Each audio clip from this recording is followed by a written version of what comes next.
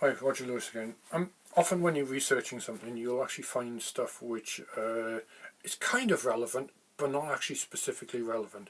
So you might stick it in an annex, you might actually just have to forget about it totally.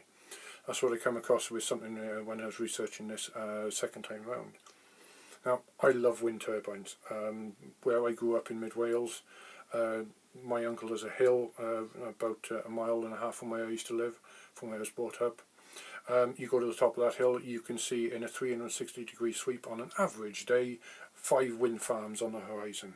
On a good day, you could just about manage to see 8. And I just love the fact that I just love them there. I think they're beautiful, brilliant things.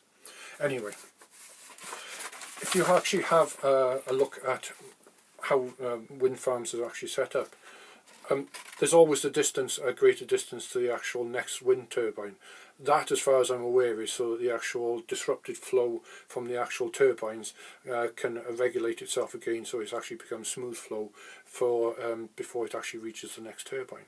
Now, there's something called a Betz law, which indicates that the maximum efficiency that any turbine can reach is 59.4%, or is it 59.3%? Can't remember exactly.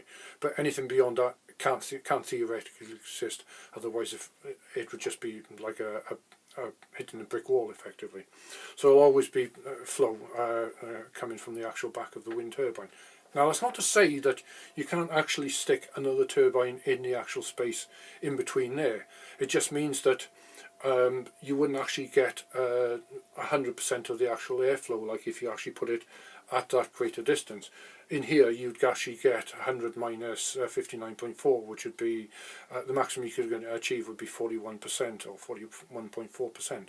So, like the system behind here, you'd actually end up getting whatever the efficiency of the turbine is, perhaps 45% of that extra, of that remaining 41%, etc. So you wouldn't actually get the full benefit. So that's why they actually put it at a greater distance away. Now, what I had thought about that, one thought led to another, etc. I was just wondering, if you actually had split the actual distances effectively, so could you actually use statistical data to actually work out where the most appropriate place would be to actually stick another wind turbine in the centre of a group of 4, effectively, so that you're sort of so hopefully the winds actually are less inclined to actually interact with the pole in the middle. Also, you can actually see from this picture here, perhaps if the pole's in the middle, you could actually split the actual heights of the actual turbines, a lower one at the front effectively, and a higher, and increase the height of a second one in the middle effectively. So you're actually getting more density of wind turbines for the actual land area. Anyway, just some thoughts anyway, and just because I love turbines, etc. Thank you very much.